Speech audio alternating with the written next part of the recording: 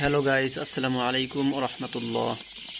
দেখতে পাচ্ছেন আমাদের পাখির বয়স আজকে প্রায় 12 দিন। দেখতে পাচ্ছেন আমাদের পাখিগুলো কত সুন্দর হয়েছে।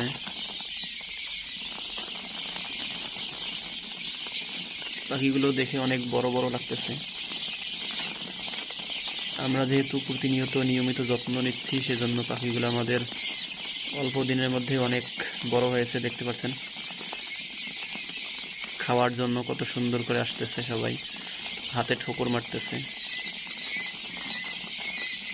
এই যে দেখতে পাচ্ছেন, এই তুমি চিল্লো কেন? তো সবাই দোয়া করবেন যেন আমাদের পাখিগুলো সুস্থ থাকে।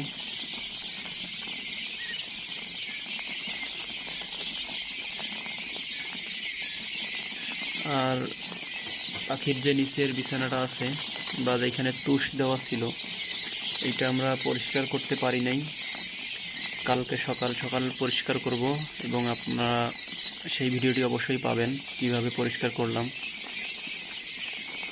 কালকে আমরা ভ্যাকসিন দিতে পারি, যেটা রানীক্ষেত ভ্যাকসিন দিতে দেরি হয়ে গেল আমাদের 2-1 দিন।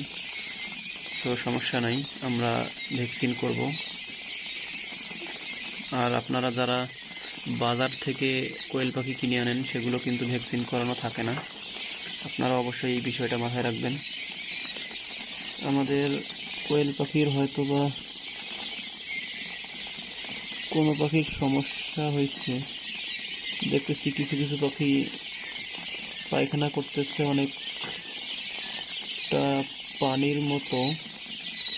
এটা সমস্যাটা কি কারণে বুঝতেছি না, কিন্তু পাখি তো আমাদের সব কিছু একদম সুস্থ সবল আছে। আপনারা সবাই দোয়া করবেন যেন আমাদের পাখির কোনো প্রকার সমস্যা না হয়।